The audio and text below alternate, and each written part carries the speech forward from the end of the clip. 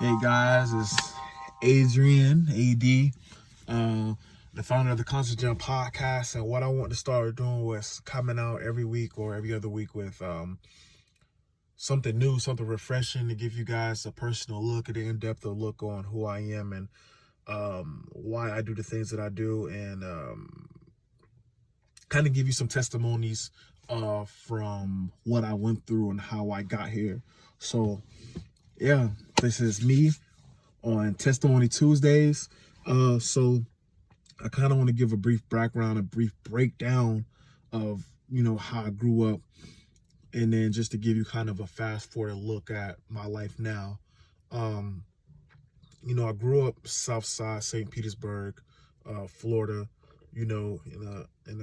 I wouldn't say a rough neighborhood, but then when you put in all the variables in there, it was pretty rough, but it was normal to me. It was life. It was what life was, from the drug dealers to the shootouts to the drug raids. We seen it all. And when I say we, I say me, my friends, my family. We've seen it all, from the big brawls that broke out at nighttime, shootouts from rival gangs, from even hell. I mean, I'm sitting on the street playing football, and a U-Haul truck pull up, and like police jump out, big assault rifles, and they're raiding a house, like right in the neighborhood. You feel me? Or being outside while people get into it and they start just fighting, and then robbing stores, or like I've seen all this stuff firsthand. It was a time where I'm on a street, I'm playing football, and we had I promise you, we'd be like football from sun to sundown. It would be,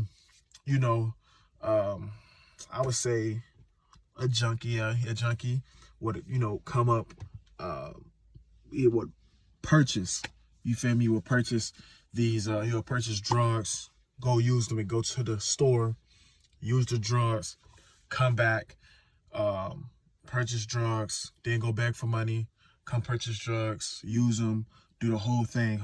We would watch this, we would see this. This is part of, the neighborhood we grew up in, from seeing all this. Not even just that, just the household that I grew up in. It's hard to be able to see, to know what you want and not feel like you can see it in your future. You feel what I'm saying? Growing up in kind of household I grew up in, it's rough to know that I'll have to, come home to no heat, no water, no AC. And it was hard. Not even just that, but understanding that, we washing clothes in the sink, washing clothes in the bathtub. You feel what I'm saying? Not even just that, making syrup sandwiches. You deal what I'm saying? Just to get through those times, and keeping the stove open so you can heat the whole house. You know what I'm saying? Like sometimes having to wash your clothes out in the morning time. Hopefully they dry before you get to the bus stop, because hell, those are the only things you're gonna have clean, because ain't nothing clean, or walking, 4-5 miles, or catching the bus just to go wash clothes, you know what I'm saying, or just to go pay bills. And not even just that, but just understanding that, we had holes in the ceiling, holes in the floor, rats in the ceiling, rats in the walls. You feel me? They'll run over the bookshelf, run over your headboard. Going to sleep, you can hear them running through the wall, running through your headboard, under the bed. It was rough. It was really rough. And in those days where, it was times where we didn't always have I would say like food to eat. So it was times where I would walk across the city. If you know where I'm from, it's walking from the Uhuru House, or from Enoch Davis Center, to all the way over by, I would say, over by St. P High School. Yeah, that's how far I was, just to get to my sister's house, just so I could have a decent place to sleep, decent place to eat, stuff like that, because it was rough where I was at, and where I was growing up at. And, having those holes in the floor, sometimes we wouldn't even have the bathroom be able to use, because there was a pipe broken, the floor was falling through and all that. And understanding that we was against those kind of odds, and understanding that even going outside knowing that, hey, we're faced with the likelihood of possibly even dying or getting into our life being in the wrong hands, because you don't want to stay inside. But if you go outside, you're gonna see these kind of acts being done, from the drug dealing to the shooting to females, to all these different distractions that can just deter you or defer you from going in the direction that could put you in a position for success. So you really had to have your shades on to understand, like, look, these are the kind of things we would want, and really work towards that.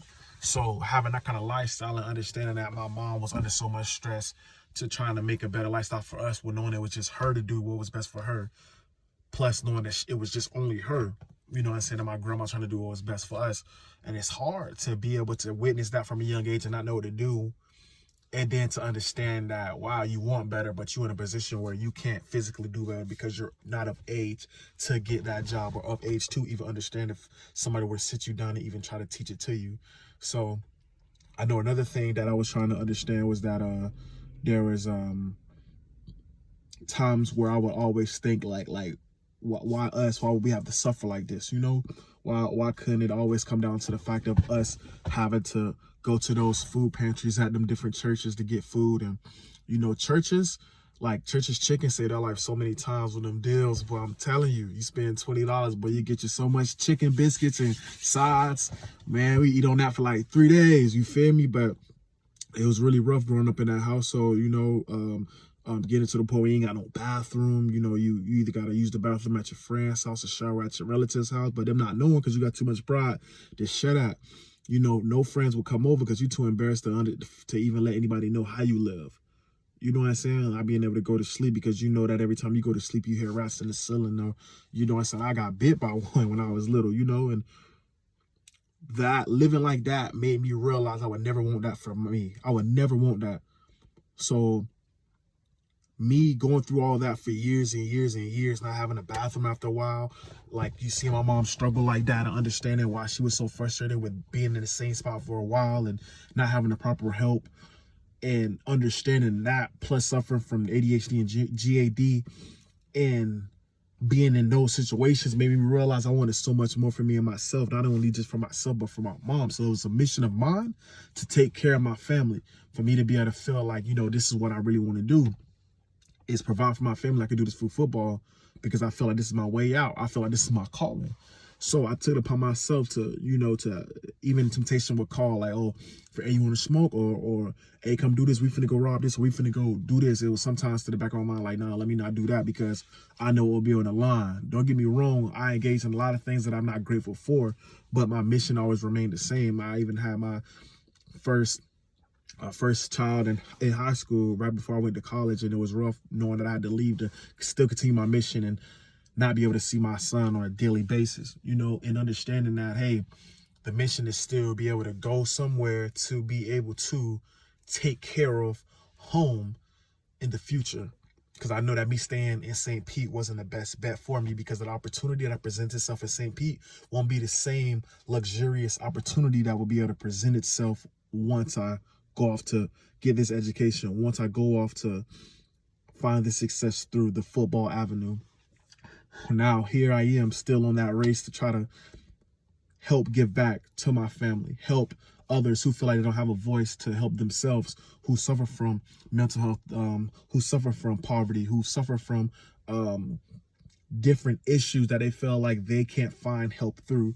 And it's crazy because I was that one person who was starving. I was that person outside feeling like I could try to sell some drugs to get my funds up, to be able to come home, not just to flex, but actually come home and be like, Mom, can I help with this kind of bill, or can I help with this? And it's hard when you don't know any better, but you're trying to do better. So you don't even know the proper avenue to go to properly get the proper help.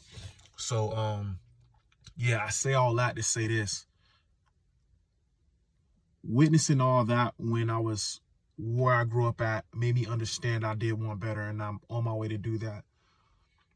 Now, even not even having a car, I'm talking about walking everywhere, catching the bus everywhere, which is nothing wrong with that. It just came a point in time where we had to take care of so much stuff that we would walk everywhere, to the point where,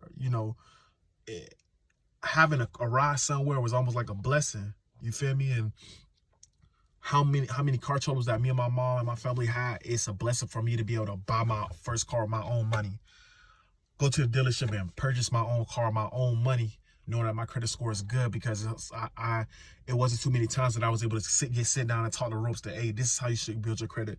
This is how you should save. This is how you should, so it feels good to be able to know that, hey, it feels better to grind and get it from the bottom and you get it yourself, not to really be able to have that blueprint, that total blueprint, but to be able to make the blueprint and understand that this is what I want, so let me make a blueprint, So I think that's pretty dope. And understanding that now I'm on my way to have my own website, have my own, t-shirts and clothing line, and also understanding that I'm here at a group home making a difference with these different girls, and understanding that, hey, trouble, it doesn't always last always, and trouble isn't always here. But understand that if you don't do anything in your situation, just know that you're going to be the person that cares as much as you're supposed to in your situation, not no one else, So I'm well on my way to being able to be in the driver's seat, to making a name for myself with having this MMA career, with my clothing line, being a voice for the people of poverty, for the people of mental health, and understanding that it is hard for young African-American men to make a name for themselves, but it's also up to us to be able to not lash out, but act out against those odds, to let them know that, hey, those social stigmas aren't what represent us. They are just odds that we see that we can overcome. So I say all that to say this. I know this is pretty long, but I would try to probably make these a little shorter. But yeah, I just wanted to share a little bit of this with you guys, to let you guys know that where there's a will, there's a way. I'm going to always share stories and different things of why I am the way I am and what I've been through, to give you guys a little bit of testimony of who I am, to give you a personal side of why I went to what I went through, just to get where I'm going, because there's so much things that are happening in this world to show you that you either aren't enough, but it's up to you to decide that you are more than enough, and to let you be the representation of yourself. And trust me, I say this, a lot of people are going to say whatever they're going to say about what you have going on, because they don't see the vision that you have for yourself. So don't always expect for somebody to encourage you in the way that you would want them to.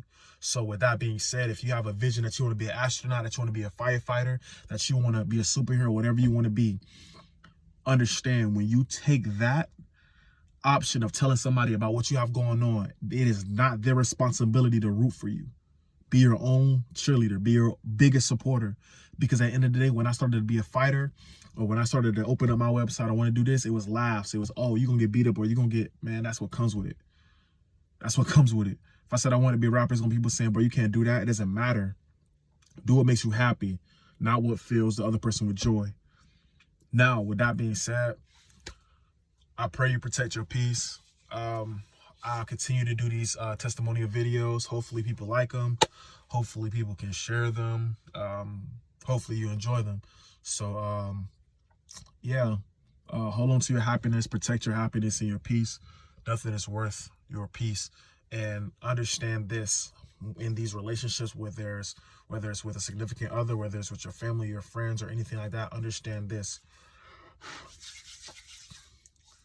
Generate your own happiness. Do not count on anybody else to bring you happiness, because once you do that, you're a tool, you're used. You're not in a position to where you can make yourself happy, because that means you have to keep somebody else around to make you happy. So now you're doing things out of character and out of order just to keep a happiness around, because we all love happiness. But if you are then once in tune with being happy with yourself, your circumstance, and who you are as a person, then you then can be at peace with yourself. So get comfortable in your own space and protect your peace at all costs, because nobody's going to care about you like you. Protect your peace.